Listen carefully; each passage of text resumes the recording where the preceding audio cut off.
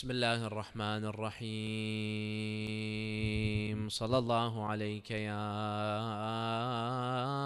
رسول الله. صلى الله عليك وعلى أهل بيتك المظلومين.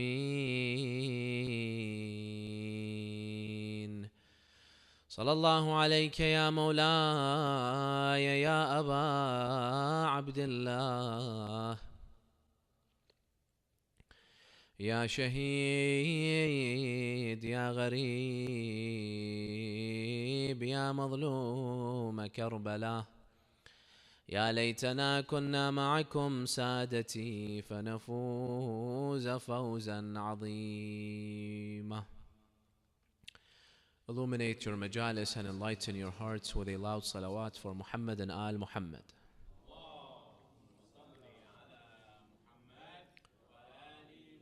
Respected brothers and sisters, Assalamu alaikum wa rahmatullahi wa barakatuh. Al-Imam al-Hussein alayhi salam was killed on the day of Ashura. His body was left laying on the sands of Karbala without any kafan, without any ghusl, without any burial. His head was decapitated.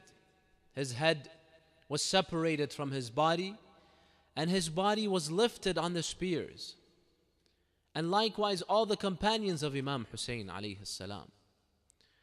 But for Imam Hussein and his companions, the day of Ashura was the end of the tragedies. And it was the beginning of a time where they can relax, because they had moved on to Allah, they were shuhada, and they had moved on to the hereafter. So the day of Ashura was the end of their tragedies. But however, the day of Ashura was not the end of the tragedies for Ahlul Bayt alayhimus salam, for the women of Rasulullah, for all those widows and orphans in Karbala, for Sayyidah Zaynab alayha salam. The day of Ashura was only the beginning of the tragedies. The day of Ashura was when the tragedies began to get worse and worse, because up until the day of Ashura, Sayyidah Zaynab and all the women, they had all the men to protect them. They were safe, surrounded by all those men. But now, after Imam Hussein was killed, Al-Abbas and all the companions, now they were left alone between these vicious enemies, these merciless enemies. And that's why what happened after the day of Ashura, at night, the 11th day, the 12th, the 13th, this is where the real tragedies happen. And that's why these days were days of mourning for Ahlul Bayt alayhim salam, for all the Imams up until now. Unfortunately, what you notice in many communities, many Shia communities, that when the 10th day finishes, the mourning period is over. If he's wearing black, if she's wearing black, they take it off. If they change their lifestyle, meaning they were in a state of mourning, after the 10th day, it all goes back to normal. For Ahlul Bayt, this is when the true tragedies are happening, because now the women are taken as prisoners, as slaves. Zaynab right now on a night like this, the 12th night of Muharram, she is taken as a prisoner of war. The grief, the mourning period has not ended. It has only begun. It was how long? It was a 1 month or 1.5 month long journey that they were taken from Karbala to Kufa, and then to Sham, and then back to Karbala, and then only it was the end of Safar, almost 2 months from now, that Ahlul Bayt went to Medina. So this is all a mourning period. Sayyidah Zaynab alayha salam, see how much she endured on the day of Ashura. All the grief that she had to put up with, all of the sorrow, the depression. She lost her children. She had to cope with all of this grief. She lost Imam Hussein alayhi salam, who was so close to her heart, who she loved so much. He was so dear to the heart of Zaynab. She saw him being slaughtered in front of her eyes. She saw Al-Abbas being killed, Qasim, Ali al-Akbar, all the men. She had to cope with all of that grief, which is completely unbearable. No one could bear seeing all their family members, even the children, some of the children, they were killed in front of Zaynab alayhi salam. Not only did she have to bear with all of that grief, but now they've come after Sayyidah Zaynab.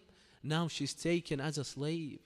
Zaynab, my friends, was so spoiled by her brothers, by her family members. Zaynab was so respected. No one could look at Zaynab in an evil way. No one could lay their finger on Zaynab. This is how much revered Zaynab was. All of a sudden, Zaynab, the honorable Zaynab, that no one could get close to her, now she's treated like a slave between the enemies. And that's why it was so difficult for Zaynab these few days. And not only did she have to cope with that, but she had many responsibilities. Because Imam Hussein alayhi salam, before he died, he told his sister Zaynab, my dear sister Zaynab, you have to have patience after Ashura. Why? Because this is when the true tragedies shall fall on you. Now, no longer you have Hussein, no longer you have Abbas, there's no men. In addition to that grief, in addition to them taking you as a prisoner of war, I entrust you with a big responsibility, Zaynab. You will be the one that will lead everyone. You will be the one that has to take care of all the orphans and the women. Imam Zaynul Abidin was the only man left, and he was sick. He was so ill, he could not do anything. It was Zaynab alayhi salam that took care of the children, took care of the widows, of the orphans. She made sure they're all in the tent. She made sure that they're all safe. So not only did she have to cope with that grief, but she also had this huge responsibility that Imam Hussein alayhi salam gave her. And that's why you find Zaynab, these days were the most difficult days of her life. She has so much pain, so much agony, and she has to comfort others as well. When someone has his own pain and grief, he can't comfort other people. He wants other people to comfort him. Zaynab, not only was there no one to comfort her, she had to comfort all the other widows. One is crying for her son, another for her brother. The children are crying for their parents, for their fathers, for their uncles. Zaynab was the one that had to what? That had to console them, that had to comfort them. But you find Zaynab, despite all these responsibilities and despite all this grief and hardships, she stood like a mountain firmly. Zaynab did not break down. Zaynab did everything Imam Hussein told her to do. Imam Zaynul Abidin alayhi salam, he says, the 11th night of Muharram, Imam Hussein was killed only a few hours ago. He says, I saw my aunt Zaynab, she was praying Salatul Layl. Salatul Layl, which we do not pray in normal days. When we're so comfortable in the comfort of our homes, we don't pray, we go and sleep. Zaynab, on the 11th night of Muharram, she goes to pray Salatul Layl. Can you imagine someone that's grief-struck, someone that just lost all her members? She knows she will be taken as a slave. She knows they will burn the tents. She knows all the evil things that will happen. Yet she what? Yet she's thinking about Allah. He says, I saw her praying Salatul Layl, but however, she was praying while sitting, not standing. Sitting, the whole prayer while sitting. Julus. So after she finished, Imam Zaynul Abidin asked Zaynab, my aunt Zaynab, why is it that I see you praying Salatul Layl while you're sitting? Zaynab tells him, my dear nephew, because I have no energy left. I have no energy left. I can't stand up anymore. Because all these tragedies have taken their toll on Zaynab. She's a human being. She did not collapse, but nor could she stand like that and pray. Zaynab had to pray while she was sitting. He says, this is when I knew how much grief Zaynab, the patient Zaynab. Zaynab, who's so patient, who can endure anything, she can no longer stand and pray. She has to sit down and pray to Allah subhanahu wa ta'ala. And that's why you see Imam Hussein alayhi salam, he took Zaynab to Karbala. Why did he take Zaynab with him? Zaynab did not fight. Zaynab did not have to go. But because Imam Hussein knew that the man will be killed, Imam Zaynul Abidin is sick, he knew that there has to be someone after him to what? To look out for everyone. He knew that there has to be someone after him to carry the message of Imam Hussein. Didn't we say Imam Hussein's revolution had a cause? Why did he rise? And he went to Kufa, but he was stopped in Karbala. Why did he fight against Yazid's army? Because Imam Hussein had a message. A message of what? A message of Amr bil Ma'ruf, Nahi anil Munkar, to put an end to all that corruption that Yazid had started. He wanted to awaken the Muslim nation. After he was killed, he knew there had to be someone to continue that message. And he knew there is no one better than his sister Zaynab. And that's why Imam Hussein, he brought Zaynab with him to Karbala. He knew Zaynab would carry the torch after him. Yazid had spread the propaganda. You see, Yazid had propaganda. When people would ask, who was Hussein? Why was he killed? When these women were taken as prisoners of war into Kufa and Sham, in every village they passed by, people had no clue who these people are. Yazid has spread the propaganda, the false lie, that these are kuffar. We had a battle with the kuffar, with the disbelievers. We killed their men, and we took their women as slaves. So the people thought that these were kuffar. Who was the one to expose this propaganda? It was Zaynab. In every village they would visit, Zaynab was the one to tell the people, to expose them. She would hold a majlis. The people would come, what's going on? She would tell them, this is the grandson of Rasulullah. Do you see that head that's on the spear? This is Hussein, the son of Fatima, who's the daughter of Rasulullah. They say, Wallahi, this is Hussein, the grandson of Rasulullah. We had no idea. Imam Zaynul Abidin alayhi salam, he was asked when they entered one of the villages, he was treated like a slave. He was tied with shackles, like a slave, a prisoner of war. He asked one of those old men that he saw, he told them, Ya Shaykh, hal qara'ta al-Quran? Have you read the Quran? This Shaykh, this old man, he was surprised. He told them, of course I've read the Quran, but why are you, you're not a Muslim, you're a kafir, why are you asking about my Quran? It's like you imagine a Christian comes and asks you. Imagine a Jew comes and asks. He tells him, why are you asking about the Quran? You're not a Muslim. He tells him, I'm not a Muslim. I am Ali ibn Hussein ibn Ali ibn Abi Talib. I am the grandson of Ali. I'm the grandson of Fatima. I'm the grandson of Rasulullah. When those people used to hear, they say, Wallahi, you're the grandson of Rasulullah. We never had a clue. It was Zaynab alayhi salam in those days, in that journey that exposed Yazid and exposed his plot and his evil agendas. And that's why Imam Hussein alayhi salam took Zaynab with her. If it was not for Zaynab, we would never have known what happened in Karbala. They killed 70 men, they were buried, and life goes on. It was Zaynab that continued the message of Hussein, and she spread the word of Hussein and how they killed Imam Hussein alayhi salam. As we know, after the women and the orphans, after they were taken captives, they were taken on a long journey. We said over almost 2 months. First, the first stop that they were taken to was where? Al-Kufa. They were taken to the city of Al-Kufa. When they enter Kufa, they take them to the palace of Ibn Ziyad, this evil, cruel governor.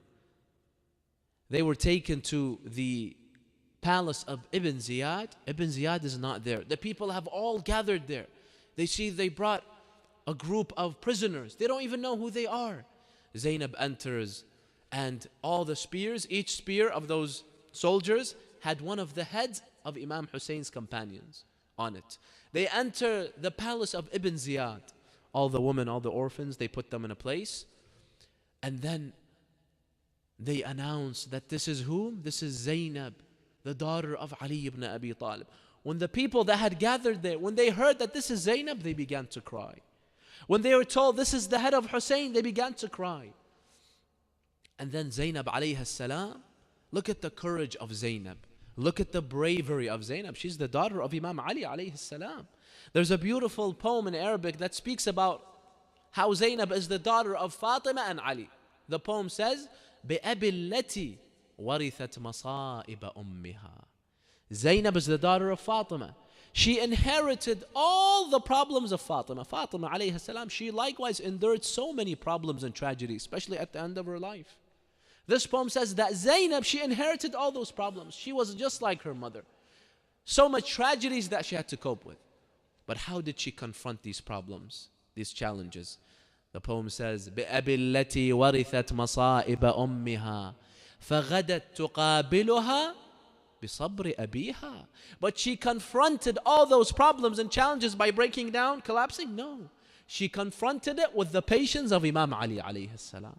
The problems, the tragedies of Fatima, and she confronted all those problems and and all those tragedies with the sabr, with the patience of Imam Ali that she had inherited. Imam Ali, where he says, after all what he saw after Rasulullah, they usurped his khilafah, he was mistreated by those individuals. He said, فَصَبَرْتُ وَفِي الْعَيْنِ قَذَى وَفِي الْحَلْقِ شَجَى. He said, my patience was so severe. It was like someone, 25 years Imam Ali was patient. He says, I was patient even though it was very painful for me to stay patient and not go and fight. فَصَبَرْتُ وَفِي الْعَيْنِ قَذَى. He says, when I was patient, it was as if someone had a thorn in his eyes. Can you imagine if there's a thorn in your eyes? Can you be patient? Imagine 25 years you have a thorn in your eyes and a bone in my throat stuck. This is how I felt for those 25 years. But yet I was patient. This is Imam Ali. Zaynab alayhi salam, she inherited all that patience. So she's in the palace of Ibn Ziyad, this evil governor of Yazid. And then she delivers a beautiful sermon. She begins to speak with those hypocrites, the people of Al-Kufa that were crying. What does she tell them? She tells them in her beautiful sermon, Ya Ahl Al-Kufa, Ya Ahl Al-Khatli Wal-Ghadri Wal-Makr. She tells them, oh people of Kufa, you are such traitors. Wallahi, she tells them, you have no shame. You're traitors. You betrayed Hussein, now you cry for him. أتبكون وتنحبون إي والله فابكوا كثيرا واضحكوا قليلا فلا رقأت الدمع ولا هدأت الرنة. She says, yes, cry, and I hope your tears never stop, you traitors, for what you did to Hussein. Remember, we said 18,000 letters Imam Hussein got from the people of Kufa. Now she's in the palace of Ibn Ziyad in Kufa, and these are the people of Kufa now crying for Hussein.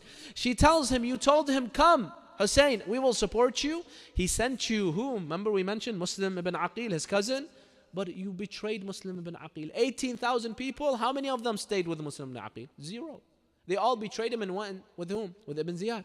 And some of them, they even went on the day of Ashura, they killed Hussein. And that's why I mentioned in the Maqtal, Imam Hussein, what did he tell them? He even mentioned their names. Ya Shabath ibn Rabi'i, Ya Qais ibn al-Abjar, Ya Hijr ibn... He told them, didn't you send me letters? You told me, come and we'll fight for you. Now you've come to kill me? Do you see what type of traitors they are? But now they've come to cry for Hussein. She tells them, after that, she tells them, إي والله فابكوا كثيرا واضحكوا قليلا فلقد ذهبتم بعارها وشنارها. She says, you people of Kufa have absolutely no shame. You are a disgrace. You invite Hussein, you tell him, come, we'll help you. You abandon him, you betray him, and then you go and side with Yazid to kill him. And now you cry?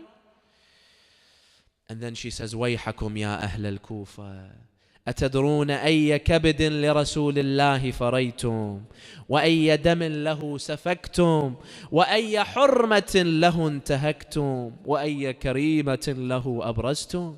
Woe unto you, O the people of Kufa. Do you know what you have done by killing Hussein? Do you know what you have done to the heart of Rasulullah? You have crushed the heart of Rasulullah by killing Hussein. Do you know what sanctity you have violated? You have violated the sanctity of Rasulullah. You've taken these women as captives. Do you know who these women are? We are the women of Rasulullah. You've treated us like captives. You have exposed our faces for everyone to see. Zaynab begins to speak. Do you see her courage? Do you see how brave she is? And then Ibn Ziyad, he enters the palace. He sees there's some lady speaking and the people are crying. So he says, who is this woman? What is she doing? Why is she speaking in my palace? They tell him, this is Zaynab, the daughter of Ali. So he quickly comes. He sees the heads on the spears and he sees Zaynab and all the women, the orphans, they're crying. And then he begins to gloat at them. He begins to mock Zaynab. Do you know what he says? He tells Zaynab, Ya Zaynab, كيف رأيت صنع الله بأهل بيتك? How do you see what Allah has done to you? Basically, he's telling her, he's making fun of her. He says, Allah did this to you by killing Hussein. It wasn't us, it was Allah. So how do you feel about what Allah did to your brother Hussein? Allah killed him. Look at the answer of Zaynab, how beautifully she answers. She tells him, Ma ra'aytu illa jamila. He wants to what? He wants her to cry and break down, but she's strong. He doesn't know this is whom? This is the daughter of Imam Ali alayhi salam. She tells him, "Ma ra'aytu illa jamila," beautiful. If Allah wanted Hussein to be a shaheed, then this is the best thing. And then she says, هؤلاء قوم كتب الله عليهم القتل فبرزوا إلى مضاجعهم. Yes, Allah wanted all those individuals, the companions of Hussein, to be shuhada, and this is an honor to be a shaheed, a martyr, and they went to their martyrdom, to their fate. So that's why I see this destiny of Hussein as beautiful. And then she tells him, look at her courage. This is Ibn Ziyad. He's the governor of Al-Kufa. He's a dictator. He's so arrogant. No one can dare say a word in front of him. She tells Ibn Ziyad, وَسَيَجْمَعُ اللَّهُ بَيْنَكَ وَبَيْنَهُمْ فَتُحَاجُّونَ إِلَيْهِ وَتَخْتَصِمُونَ عِنْدَهُ فَانظُرْ لِمَنِ الْفَلَجْ يَوْمَئِذٍ ثَكَلَتْكَ أُمُّكَ يَا ابْنَ مَرْجَانَ. Do you see how brave she is? She tells him, oh son of Marjana, his mother. She tells him, oh son of Marjana, may you die and then your mother grieve for you. She's basically cursing him. She's swearing at him. And he's the governor. She tells him, do you think you'll get away with killing Hussein? You don't think there's a day of judgment where Allah will bring Hussein and bring you and He will hold you accountable and He will punish you? Don't be so arrogant. Don't get so happy for killing Hussein. You did not prevail. Imam Hussein alayhi salam will get his revenge on the day of judgment. And then she tells him, may you die and your mother grieve for you.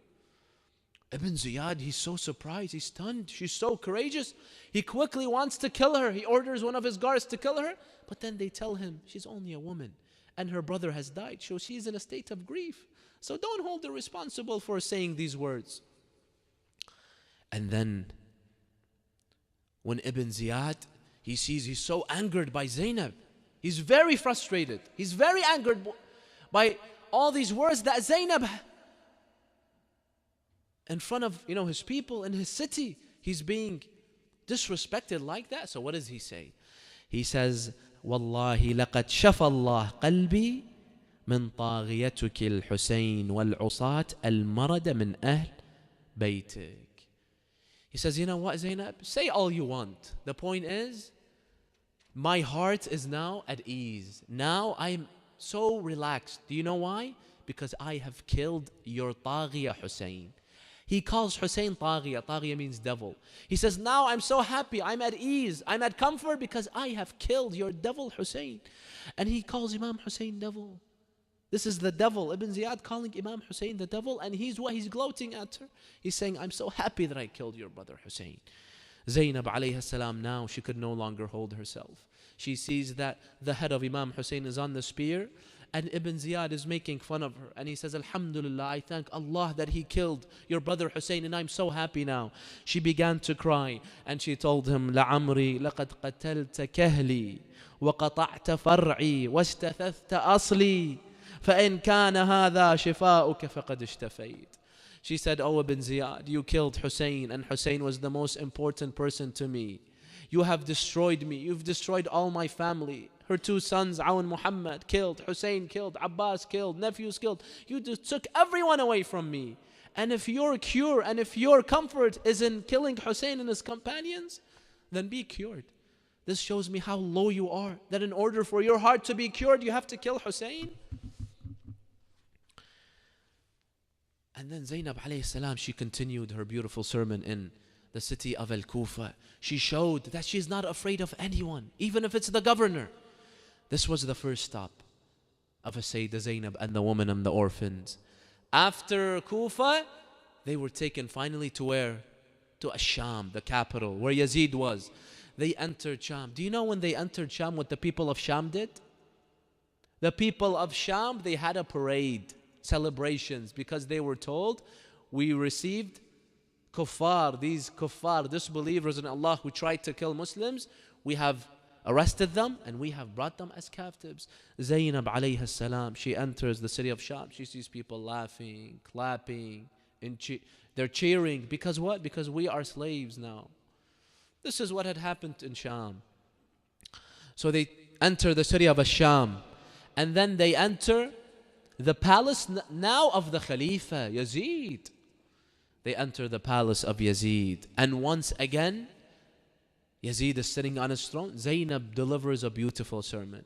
They enter the palace. Zaynab, she sees the head of Imam Hussein alayhi salam is on the spear, and she sees Yazid, he is hitting the head of Imam Hussein with a stick. She cannot bear that. She begins to cry. She cannot handle seeing the head of Imam Hussein.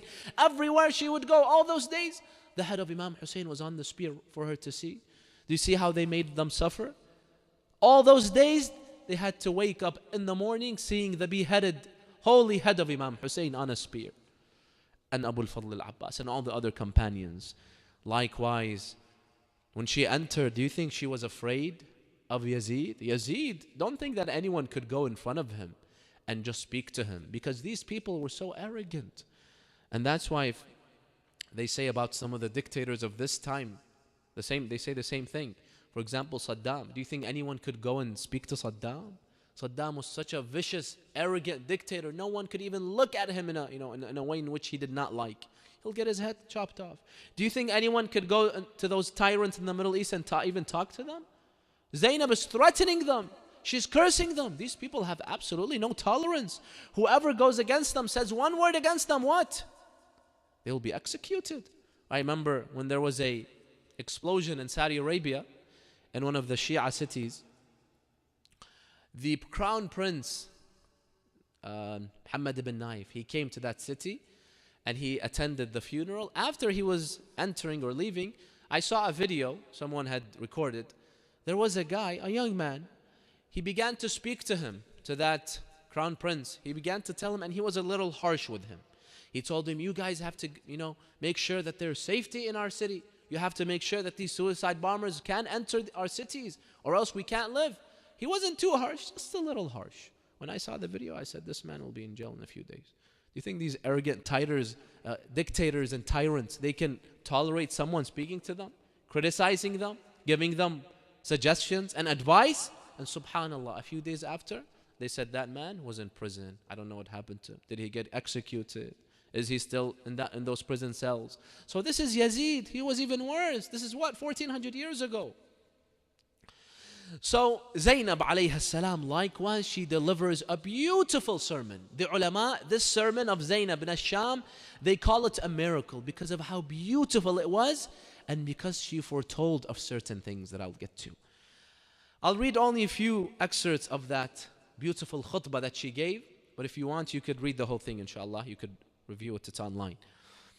How did she begin? She told him, أَظَنَنْتَ يَا Yazid. She speaks to him like a little boy. With all his, might, with all his arrogance, she speaks to him like a little boy. She tells him, أَظَنَنْتَ يَا يَزِيدْ حَيْثُ أَخَذْتَ عَلَيْنَا أَقْطَارَ الْأَرْضِ وَآفَاقَ السَّمَاءِ وَأَصْبَحْنَا نُسَاقْ كَمَا تُسَاقُ الْأُسَارَى أَظَنَنْتَ أَنَّ بِنَا هَوَانًا عَلَى اللَّهِ وَبِكَ عَلَيْهِ كَرَامًا. Oh Yazid, she tells him, do not be misled. Did you think that because you have made us into prisoners of war and slaves, and you killed Hussein and you killed all our men, do you think that this means Allah loves you and He hates us? Do you think that Allah is honoring you by this? Do you think that you're better than us and that's why you're on your throne and we are treated like slaves?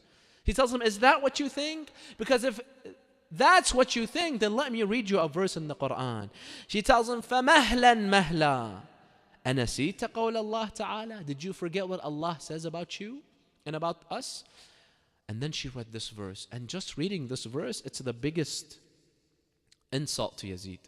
She tells him this verse, وَلَا يَحْسَبَنَّ الَّذِينَ كَفَرُوا أَنَّمَا نُمْلِي لَهُمْ خَيْرٌ أنما نملي لهم خير لأنفسهم إنما نملي لهم ليزدادوا إثما ولهم عذاب مهين.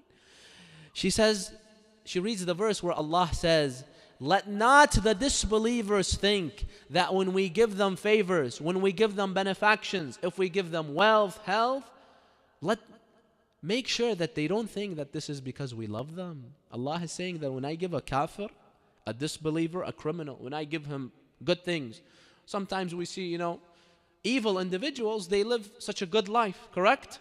They have so much wealth. They have absolutely less problems than us. They have, for example, a good health, family members, friends, so on. So they enjoy their lives. They have security. They live in beautiful cities. The Quran says, don't think that this means I am happy with you. Don't think that this means I am satisfied with you. I'm giving this because I love you. No. Why is Allah giving them then? The Quran says, إِنَّمَا نُمْلِي لَهُمْ لِيَزْدَادُوا إِثْمًا وَلَهُمْ عَذَابٌ مُهِينٌ. I am giving them these benefactions so they sin more and more and more, and then I punish them more. It's Allah's way of wheeling the evil criminals. A criminal, if a criminal has no money, no power, can he oppress other people? No. He can only oppress other people if he has power, correct? Allah gives him power. He oppresses other people. He does haram, haram, haram. And then Allah subhanahu wa ta'ala retaliates. So Allah only gives the evil individuals power, wealth, health. So they do more and more sins. And then Allah will punish them more and more. So she tells them, this verse is speaking about you. She basically tells them, you're just like the kuffar. When Allah gave you this power, this throne, it's because Allah is wheeling you in so that you commit more haram, haram. And then Allah retaliates against you. And then she goes on. She tells Yazid, أَمِنَ الْعَدْلِ يَبْنَ الطُّلَقَاءِ. And this is also another great insult that she directs towards Yazid. What does she call him? She calls him يَبْنَ الطُّلَقَاءِ. She says, you are the son of the طُلَقَاء. طُلَقَاء means the freed ones. Why did she say that? Because if you go back a few years before that, Yazid is the grandson of whom? Abu Sufyan. Yazid is the son of Muawiyah, the son of Abu Sufyan. So Abu Sufyan is his grandfather. Who was Abu Sufyan? Abu Sufyan was the leader of the mushrikeen. In all the battles Rasulullah had against the kuffar, the mushrikeen, their leader was whom? Was Abu Sufyan. So many wars he had with Rasulullah. Until Rasulullah finally conquered Mecca. Once he conquered Mecca, he overpowered Abu Sufyan. Abu Sufyan said, he's going to kill me because he's my number one enemy. And I waged so many wars against him. What did Rasulullah do? Rasulullah, he gathered all those enemies that he had, like Abu Sufyan and Hind and all the mushrikeen that fought against him for so many years. He brought them in a field. And then they were told that Rasulullah will speak to you. They said, of course, Muhammad will kill us. We're his enemies. The Holy Prophet, he gathered them. He told them, you bothered me so much. You waged wars against me. You did this, this, this. And then he told them this word. اذهبوا أنتم الطلقاء. Go, you're free. You're free. I won't do anything against you. I will not retaliate. I will not what? Seek revenge. Because I'm a merciful person. I'm different than you. I'm better than you. And I will what? Pardon you. I will forgive you. He let them go. Abu Sufyan was shocked. Back then there was no such thing as mercy. So Abu Sufyan was called, and his people, they were called the Quttulaqa, the ones that the Holy Prophet forgave. So he what? He showed them a favor. Now what does she tell him? She tells him, أَمِنَ الْعَدْلِ يَبْنَ الطُّلَقَاءِ.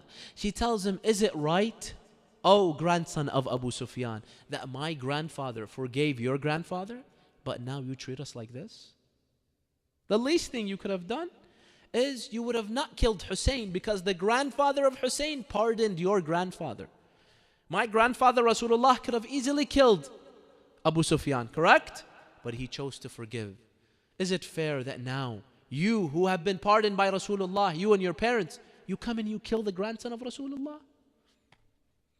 She tells him, أَمِنَ الْعَدْلِ يَبْنَ الطُّلَقَاءِ تَخْدِيرُكَ حَرَائِرَكَ وَإِمَاءَكَ وسوقك بنات رسول الله سبايا قد هتكت ستورهن وأبديت وجوههن يحدى بهن من بلد إلى بلد ويتصفح وجوههن القريب والبعيد والدني والشريف ليس معهن من رجالهن ولي ولا من حماتهن حمي.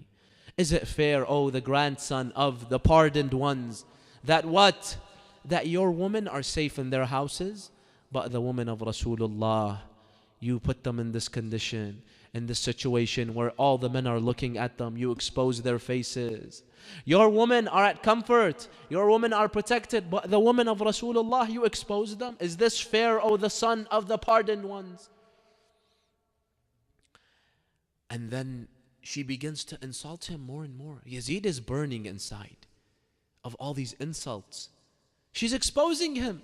She's telling the people, this Yazid, he used to be a kafir. His grandfather was a kafir. My grandfather pardoned him. Now he came and killed my grandfather's grandson. People don't know this. And then she tells him these most beautiful words. She tells him, وَلَئِنْ جَرَتْ عَلَيَّ الدَّوَاهِي مُخَاطَبَتَكَ فإني لأستصغر قدرك وأستعظم تقريعك وأستكبر توبيخك. She says, oh Yazid, do you see now I'm speaking to you?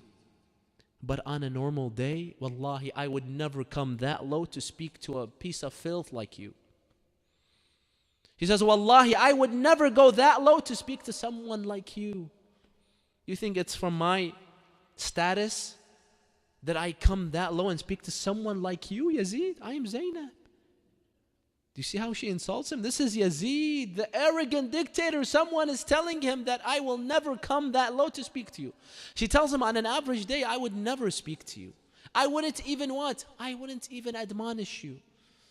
But however, she tells him, but however, I have no choice. There is no man. Imam Zayn al-Abidin is sick. I have to speak. If Hussein was here, do you think Hussein would let you do this to me? You think I would speak to you? I would be protected in the homes. But I have no choice. You killed all the men and I'm forced to speak. I'm forced to expose you. And then she tells him, لكن العيون عبرة والصدور حرة.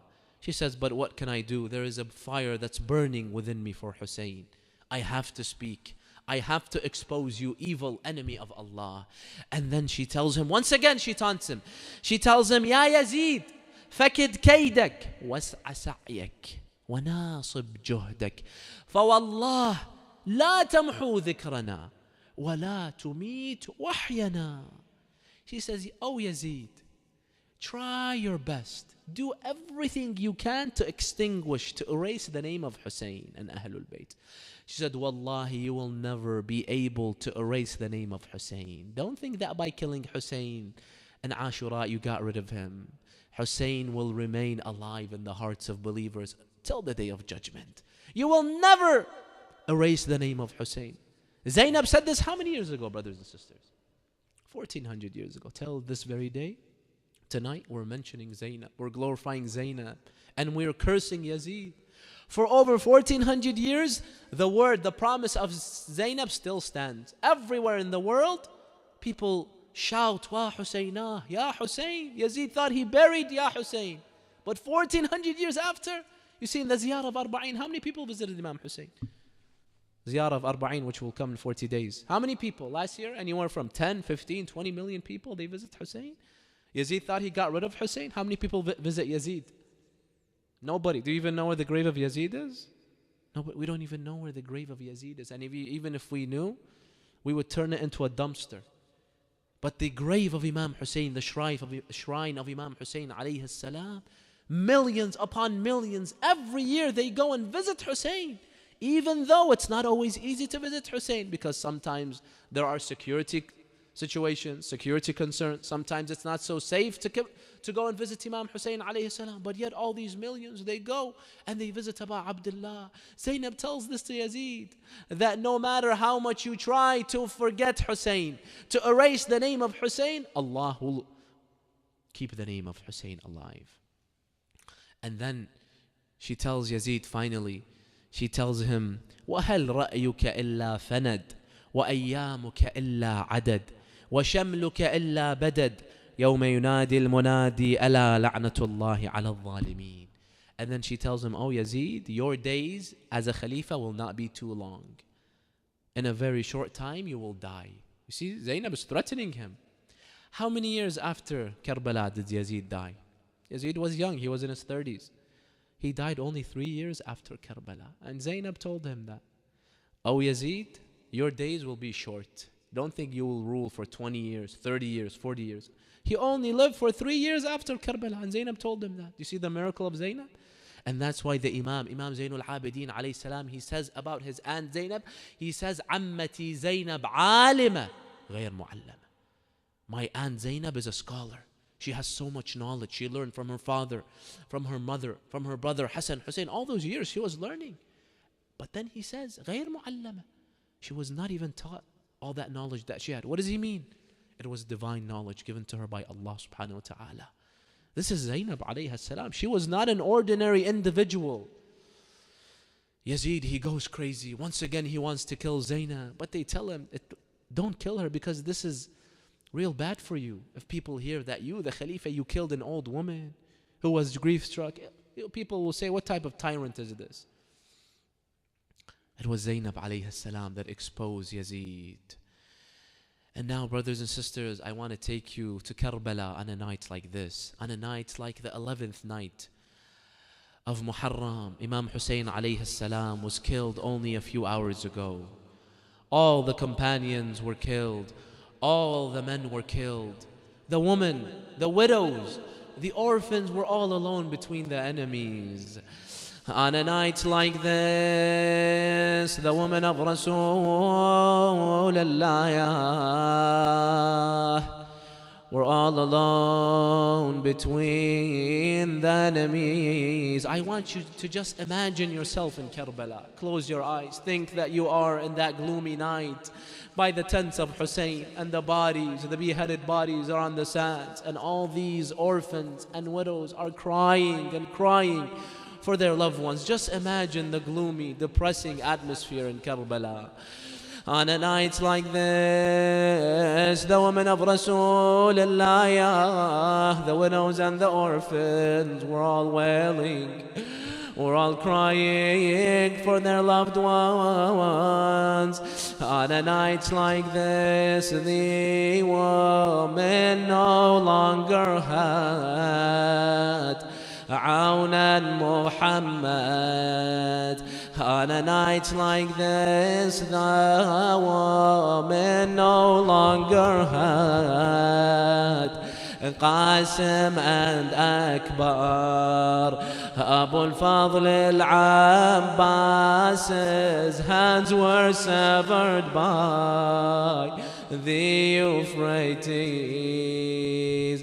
Ali al-Asghar was slaughtered right in the hands of his own father.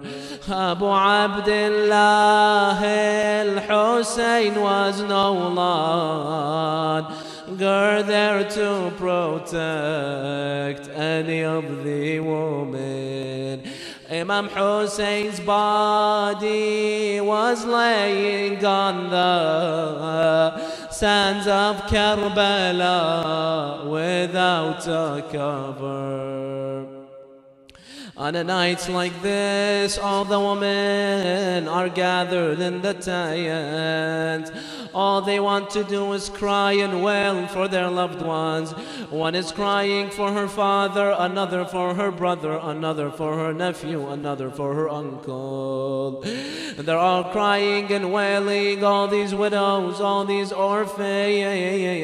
Sayyidah Zaynab alayhi salam, she was looking after all of the but all of a sudden, it wasn't enough that they killed all their men. It wasn't enough that they turned them all into widows and orphans. It wasn't enough that they made them see all their men be slaughtered right in front of their eyes. But then while these women and these orphans were busy crying for their loved ones, all of a sudden the enemies, they began to attack the tents of these women. All of a sudden they see the soldiers, they enter the tents of the women. They began to beat all the children. They began to slap them on their faces. They steal everything that they can find, even the earrings that the little girls were wearing. They stole that, but they did not take it off. They ripped the earrings off their ears. All of a sudden, these children begin to panic. Was that enough? No. And then Shimr, he cries out, أحرقوا بيوت الظالمين على رؤوسهم. He cries out, burn the tent upon the oppressors. And he calls the Ahlul Bayt the oppressors. All of a sudden these enemies, they come and they begin to burn the tents. The girls, the orphans, the women, they begin to panic. Where should we go? Our only shelter is this tent in the middle of the desert of Karbala. They begin to panic. What should we do? They begin to scream. Zaynab alayha salam goes to Imam Zaynul Abidin, her nephew. She tells him, يا بقية الماضين ويا ثمال الباقين لقد أحرقوا خيامنا أين نذهب ماذا نصنع. She tells him, my dear nephew, what should we do? They have burned our tents. Where should we go? Imam Zaynul Abidin, while he was very sick and ill, he tells her, my dear Aunt Zaynab, alaykunna bil firar. My dear Aunt Zaynab, what should I tell you? Run away, tell all the orphans and the girls to run outside of the tent so they are not burned. All of a sudden these women and these orphans, they run outside of the tent crying, wa Muhammadah, wa Aliyah, wa Fatimatah. Where do they go in the desert? Hamid ibn Muslim, he was a narrator. He says, I saw these women, they came out of the fire. He says, I saw a young girl, her clothes had caught on fire. And she was just running and screaming. He says, she broke my heart. I began to chase her to turn off the fire. But she got afraid. She thought I was chasing her to hurt her. Until finally I got to her. Once I got to her, Hamid ibn Muslim says that I turned off the fire. And then she asked me this question. She told me, Ya Shaykh, هل قرأت القرآن? Oh Shaykh, have you read the Holy Quran? He says, I told her, yes, of course I read the Quran. She tells him, have you read this verse? وَأَمَّا الْيَتِيمَ فَلَا تَقْهَرْ. And as for the orphans, do not disappoint the orphans. Do not bother the orphans. He says, yes. She tells him, Ya Shaykh, أَنَا يَتِيمَةُ الْحُسَيْنِ. I am the yatim, the orphan of Hussein. Ya Shaykh, I have not drank any water for so long. I am dying of thirst. Hamid ibn Muslim says, she broke my heart. I took her to the river. I took her inside. I gave her some water. She wanted to drink, but then she stopped. She refused. I kept on telling her, my daughter, did you not say I am thirsty? Drink from the water. He said she began to cry. She nodded her head down. She would no longer drink. I tell her, why don't you drink? All of a sudden she tells me, أشرب لذيذ الماء حاشا وأهلي قضوا كلهم عطاشا. Why don't you drink water? She says, how can I drink water when Hussein, my father, died thirsty? I can no longer drink any water. هيوا حسينا هيوا عطشانا يا. Sayyida Zaynab alayha salam says that on nights like this, I was looking after all the women, all of the children. I was making sure that none of them was missing. I had to count all of them. All of a sudden, I noticed that there is one of the widows that is missing. Who is it? It is Ar-Rabab, the wife of Imam Hussein, the mother of Abdullah al-Radi, the 6-month-old baby. She says, I asked, where is Rabab? She was nowhere to be found.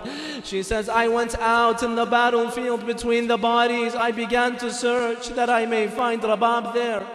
She says, all of a sudden I notice Rabab is sitting between the bodies of the shuhada. And she has something in her lap. I came closer, I saw she has a little infant in her lap. But it was a beheaded body. I looked, it was the body of her child, Abdullah al-Radi. I asked her, Rabab, what are you doing here? It's dangerous, you could get killed. She told me, my dear Zaynab, on the day of Ashura, I had no milk to breastfeed my child. But now that I drank water, I have milk. I have come to breastfeed my little baby, Abdullah al-Radi'. Assalamu alayka ya mawlaya ya Aba Abdullah. Inna lillahi wa inna ilayhi raji'un. وسيعلم الذين ظلموا آل محمد أي منقلب ينقلبون والعاقبة للمتقين. نسألك اللهم وندعوك باسمك العظيم الأعظم الأعز الأجل الأكرم يا الله يا الله يا الله يا الله يا الله يا الله يا الله يا الله يا الله يا الله يا الله. اللهم اغفر للمؤمنين والمؤمنات الأحياء منهم والأموات. اللهم عجل لوليك الفرج واجعلنا من أنصاره وعوانه.